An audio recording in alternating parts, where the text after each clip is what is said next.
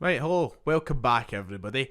Very quickly before the video begins, the microphone wasn't switched on. Now, if you remember my video the other day, we've been having some electricity issues in the street, and alongside that, it's been playing about with my technology. My microphone has been on and off because of it, and I didn't realise for this video, I hadn't turned it back on to its normal state. So, there is no microphone for this video, it's the camera audio for you, which is pretty annoying, especially because you'll probably hear phones going off in the background and everything else in between. I really do apologise. We'll have it sorted for tomorrow. Don't worry about that. I hope you can bear with me for today. But enjoy the video. Ladies and gentlemen, welcome back to the channel. And today I'm making a video which I didn't expect to even remotely think about this summer. Just like the return of Brendan Rodgers. Didn't think it was going to happen. But today, I guess we're talking about a possible return for Kieran Tierney. One that I'm going to rubbish very, very quickly.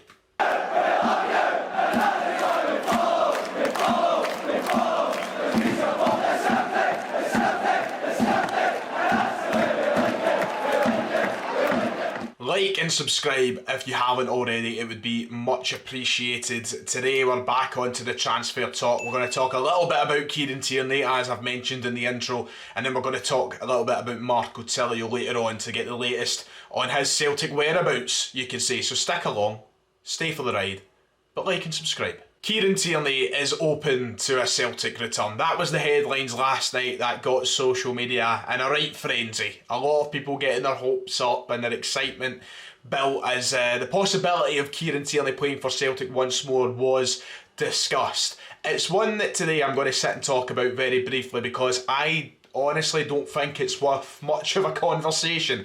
I think it's one that, you know, headlines are easy to generate, develop, it's easy to gain traction and clicks. You could say that's exactly what I'm doing right now, but I had a lot of comments on my channel last night asking me to start up a stream and talk about it. I had a lot of people asking my thoughts and opinions on the potential return to Kieran Tierney, so I've decided, well, if you want that, here it is today. We're going to talk about it. I'm very quickly going to make myself one of the most hated people in the Celtic support by saying this, but it's never going to happen. Kieran Tierney is not going to return to Celtic this summer. Now, who knows? I would love to look back on me saying that exact quote there and laugh at it. I'd love to eat my words. I'd love to be proven wrong. I'd like to look like a dafty because I would kill to see Kieran Tierney back in a Celtic shirt. You know, I thought that was something we'd maybe see at the end of his career, let alone now. I would love it to happen. But you've got to sit down realistically and you've got to say to yourself, it ain't gonna happen. So this was the story that was broke last night in the media, in the news. It's been run by every Scottish mainstream publication ever since. But Kieran Tierney would consider sensational Celtic return with Brendan Rodgers. Here's how the deal could work. That was the article that was put out, and the quotation that was used was that he won't close the door on a return to Celtic Football Club. But, you know, people getting their hopes up about this. I don't want to crush them. I don't want to sound like the big bad man who's telling you no. But it's not feasible. It's not realistic. There is no world in which I think that Celtic are going to land Kieran Tierney in any capacity. On a permanent deal, never. On a loan deal, the chances are incredibly slim. And I'll talk about why in a second. But these generic quotes that are coming out, obviously they're not from Kieran Tierney himself in this article. You know, there's no interview, there's nothing here to indicate that Kieran Tierney's actually said this. It's sources reporting on it, right? But even if he has said these things, of course he's not going to close the door. He's a Celtic fan, born and bred. Huge Celtic fan. He loved the club. It was very difficult for him to move on, but he got a massive opportunity, and I'd imagine that in his head he would love to return one day in some capacity at Celtic, to come back to the club that he loves. There's no denying that part.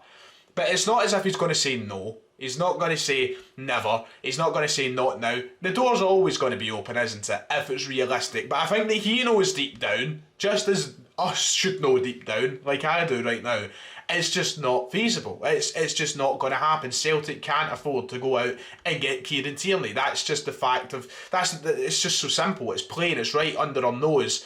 And there's no really any way you can dance around it, I'm afraid.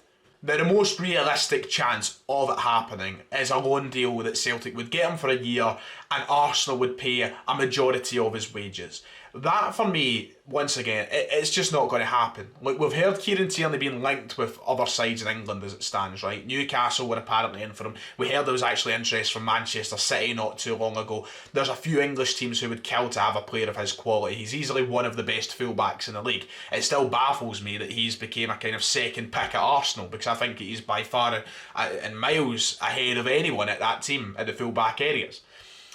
He is a player of great quality. If Arsenal were to loan him out for a season, which I don't even think they would, I think they'd try and cash in on him if somebody was willing to pay.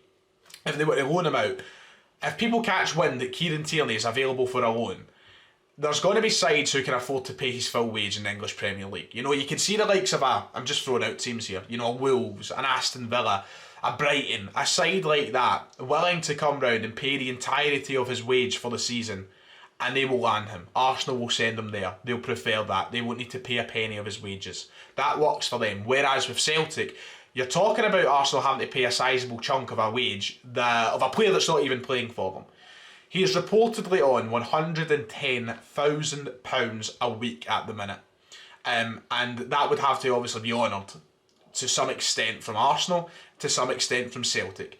How much can Celtic pay of that realistically? I'd probably go tops 40, maybe at a push, if they really wanted to make it happen, £50,000 a week, which leaves a staggering 60,000 left, over half the wages.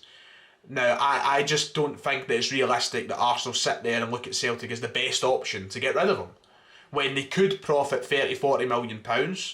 Not profit, when they could bag £30-40 million, or they could loan him out and somebody can pay the entire wage. It's just not going to happen, is it? Got to remember, Kieran Tierney signed an extension at Arsenal, 2 years ago, 2021, he signed a new 5-year deal.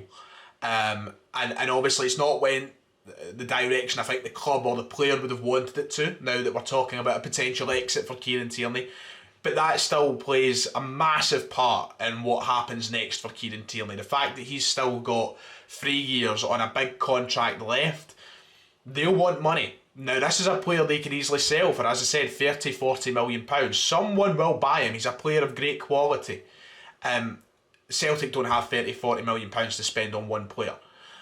And they're not going to spend it in Kieran Tierney. And then, obviously, he would have to take a wage cut on top of that. It's just, there's so many factors that play into this that just makes it the wrong time for Celtic to be considered an option. I think if you were looking at the possibility of him being in his last year at Arsenal, he had a year left in his contract, it was winding down, maybe, just maybe, there was a chance of Celtic landing a loan deal or landing some sort of deal. But the fact it's where it is right now, Arsenal aren't going to be in any rush to push him out the door. If they need to keep him, they will keep him, and it's just one that Celtic Celtic fans, I should say, will have to rein in their sense about right now. As I said, I would love to eat my words. I would love to look like an absolute twat this time next week if a deal got agreed for a wage between Celtic and Arsenal to bring Tierney in for a season, because he would be a massive upgrade in quality for us going into Europe. He's the kind of player you need to take this side further. We see how good he is for Arsenal and for Scotland, and we knew how good he was when he was here at Celtic, but it's just not going to happen, I'm afraid, and I feel like it's one that's going to peter out very, very quickly, and it will be a pointless conversation, just like I feel like I probably didn't have to talk about it here today. Let me know your thoughts in the comments below. I mean, we're all desperate to see Kieran Tierney play for Celtic again, and I'm sure it will happen one day, but I think circumstances will need to fall so favourably towards Celtic for it to happen, and it just so happens right now that ain't the case. Let's talk a bit more positively on players who will be joining Celtic, because we've got more news on the transfer of Marco Tilio, who is very close to becoming Celtic's second signing of the summer transfer window. Personal terms have been agreed. It's been reported that it's basically done and dusted, and we should expect to see him sometime in the next few days.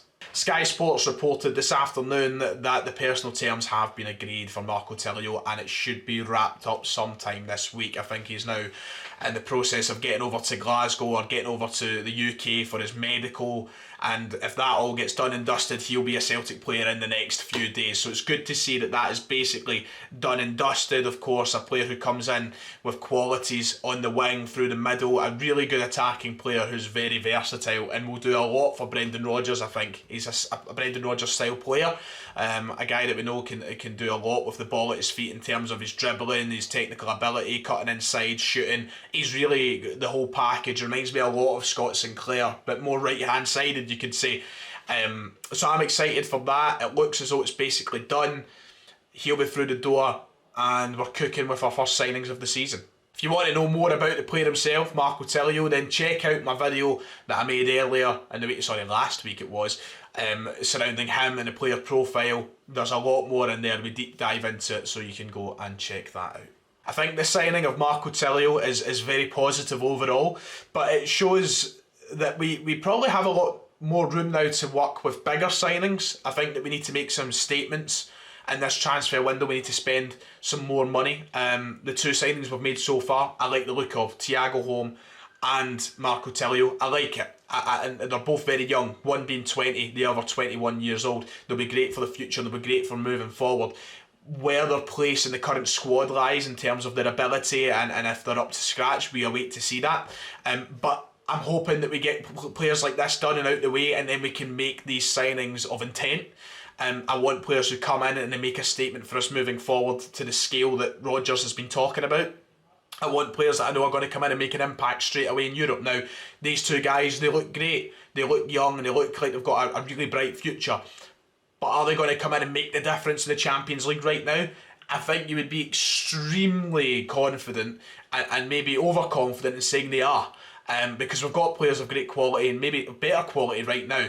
And we need to improve on that. So I'm hoping that moving forward, the next few signings, the next few names mentioned might be, oh God, this is good, this is big, this. But we'll just have to wait and see. Anyway, I'm buzzing about the signing of Marco Tilio, and he'll be a good second player to bring in this summer window. Right, that's it from me today. We'll be back on the channel tomorrow before I head away to London on Friday. So bear with me, like and subscribe, and I'll see you all next time.